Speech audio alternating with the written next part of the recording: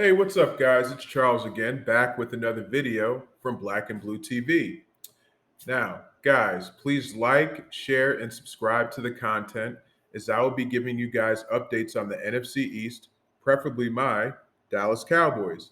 But I'm not going to talk about the Cowboys today. I'm actually going to talk about our arch nemesis, well, used to be arch nemesis because we've been destroying them for the past 2 seasons, the Philadelphia Eagles. Now, they played the Browns yesterday. They won 21 to 20. Offensively, they looked pretty good. Gardner Minshew looked very well. Throwing the ball, looked very sure of himself. He was pretty much getting all of the receivers involved, and you know, the problem isn't the Eagles' offense. I think this offense is going to be very dynamic, especially when the season starts. When Jalen Hurts gets to utilize, those fine tools that he has in AJ Brown, Zach Pascal, Quez Watkins, and of course, sophomore season of Devontae Smith, from Alabama. Now, yes, Gardner Minshew was 14 of 17 for 142 yards, 8.4 average. He played very well, from what I saw. And you want your second string to play very well simply because, as a coach, and this is just my opinion, as a coach, you want to understand and want to know that, you do have a backup that's very serviceable, in case something happens to your starting quarterback. Because, when a starting quarterback goes down, majority of teams, it's the end of their season. But with Gardner Minshew, I think he's a very good backup, and I think he could get the job done. Now he has played in Jacksonville some years ago, and he did pretty well. Now, unfortunately, Jacksonville didn't do too well, but that's not a knock on him. This guy, I think he can win football games, but for the most part, he looked very crisp this preseason game against the Browns. Now on to the rushing. Kenneth Gainwell. Very savvy running back, very shifty. He has speed. He could definitely break open the big one, and also too is a great receiving back as well, in my opinion. Now Boston Scott doing Boston Scott things. 10 carries, 33 yards, and a touchdown. And we go to receiving. Deion Kane. I think he's a former practice squad player, still currently is on the cusp of making the team. He had a good showing with 5 catches and 66 yards. And, these preseason games are meaningless to, maybe some fans like you and I, but for these players, they're fighting for a job. So I love to see a receiver being very productive. Now, in my previous video, I talked about Alex Bachman on the Giants and how he was productive in the fourth quarter, catching 2 fourth quarter touchdowns, one to actually give them the lead, and then the one for the game winner as well. So you like to see these types of players, get the shine that they deserve, especially in preseason, because yet again, they're fighting for a roster spot. Um, Now, going over to the Browns side, Josh Dobbs, he looked amazing. He had one great run in the first quarter. I don't know if you guys saw it, where one of the defensive players of the Eagles was actually like trying to tear his shirt to bring him down, but he actually broke it, and I think he broke it for a 40 or 50-yard run. Not too sure, but Josh Dobbs looked very good in the offense, being 14 of 20, 141 yards with a 7-yard average. And of course, we know what happened with Deshaun Watson. But Jacoby Brissett, he's going to be starting. But Josh Dobbs could definitely be a good third string quarterback. I honestly think he could be a good second string quarterback, because he does have that big playability. He can run with the football, but more so his passing has gotten a lot better.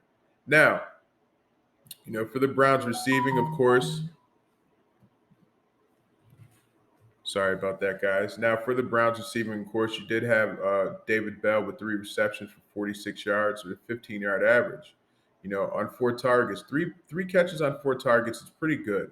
You know, um, but I'm not going to talk about the Browns too much because, I mean, for them, it looked like they played, just to play. They didn't see any incentive. I know, the whole story looming around Deshaun Watson kind of, took the air out of the team. So, we'll see what happens this season.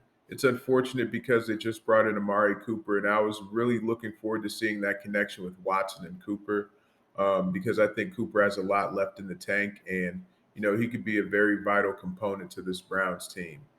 Now the question is the defense for the Eagles. You did have Josh Jobs with seven total tackles and four solo. Um, the Eagles running defense didn't play too well in my opinion, because even in the first quarter they were getting gashed up for an absorbent amount of yards. And one of the things in the NFC East is, like, pretty much every team can run the football, but can every team stop the football in the NFC East? And that is yet to be seen by the Eagles. Um, you know, I think that the Eagles do need another linebacker. I wouldn't be surprised if they try to make a trade for Roquan Smith, because I think Roquan Smith is a dynamic player. And when you guys get a chance, definitely check out my last video on Roquan Smith and why I think Jerry Jones needs to pull the trigger and get him to the Cowboys as soon as possible, because, like I said, with him, he will make a defense elite. This guy had five straight seasons of 100 plus tackles. I mean, I don't know what the Bears are thinking. They don't want to trade him, but he wants out because he doesn't want to be there for another year just rebuilding. He wants to go to the playoffs. He wants to cement his legacy in the NFL, and I think rightfully so. But enough about Roquan Smith and more towards the Eagles. Collectively, as a defense, they played better in the second half. Um, Pretty good corner play. Definitely from the second and third string guys. Um, and with the Eagles, you know, the question is the question isn't is if they could, guard the pass. It's more so, can they stop the run? And their young guys weren't able to do it today, but hopefully in their next preseason game, we'll see a little bit more of stout Eagles football. That's stopping the run, blitzing, getting after the quarterback, and also getting those timely turnovers like they used to do in previous years. Um, but for the Eagles, I'm really curious to see who makes this team, because they have a lot of loaded talent on offense, but more so on defense. I'm really curious about who's going to make the cut at the cornerback position, the linebacker position, and also the defensive end position, because they just signed Hassan Reddick, and also too they do have Josh Sweat as well as Fletcher Cox, who was virtually a no-show last year. But I expect Fletcher Cox to do better, because you know I like Fletcher Cox. I think he's a phenomenal player. I think that he just didn't have a good season, and everybody is privy to not having a good season. I mean, it's the NFL. Players are up and down consistently. Even when you look at a player like Ezekiel Elliott, people say last year he had a down year. However, he did split carries with Tony Pollard, who had about 719 yards. So, did Zeke really have a down year? I really don't think so. But that's just my opinion. But back to this game, though. So, for the Eagles, there are three things that, kind of concern me. The first thing that concerns me is the fact that their offense will be able to score points, but who are you going to start? Who are you going to sit? Because all of these receivers, from Pascal to Smith to Quez Watkins, and of course AJ Brown. Like, who are you going to start? And also to Dallas Goddard as well.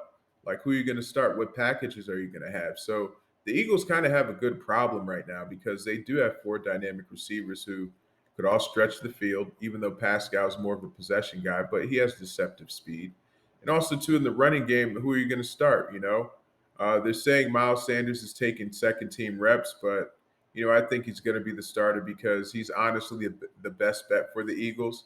Now, I do like Gainwell, but is Gainwell an every down back? That is yet to be seen.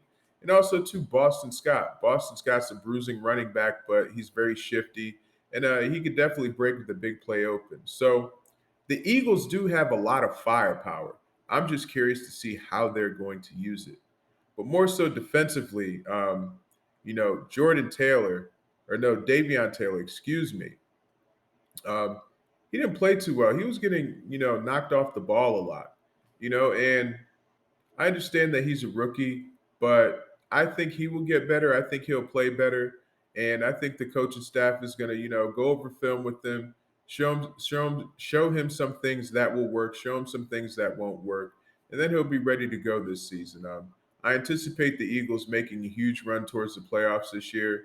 I know everybody's like, hyping them up. I'm not hyping them up totally, but I see what I see. I see a great dynamic offense, and if the defense can be a turnover machine, they will run the East and they will win the East. And unfortunately, this is coming from a Cowboys fan who does not want to say this, but, I have to give an honest opinion because I don't want to be biased towards the other teams, simply because, any team can win this division, and that's been proven. That's been proven over the years.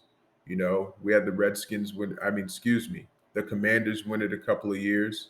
Philly, they went on their run during the early 2000s and won a bunch of NFC titles, and of course, us, we won a bunch of NFC titles too. But the question is who's going to make the most noise in the playoffs? And I'm sticking to my prediction. I predict that 3 NFC East teams will make the postseason this year. Now, my predictions are the Cowboys, the Eagles, and the Commanders. I think the Giants have an uphill battle, with Daniel Jones' erratic play. So, he'll be good one game and then he'll be off the next. He hasn't shown any consistency over the 3 years, with the exception of his rookie year. So I think that it's going to be a great season this year. I'm curious to see who's going to win the NFC East.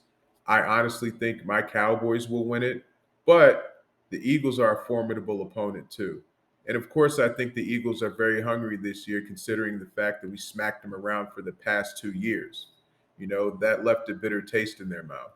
And on top of that, I think they want to stick it to Dak Prescott and also Ezekiel Elliott because, these guys have had great games against the Eagles, preferably against that defense.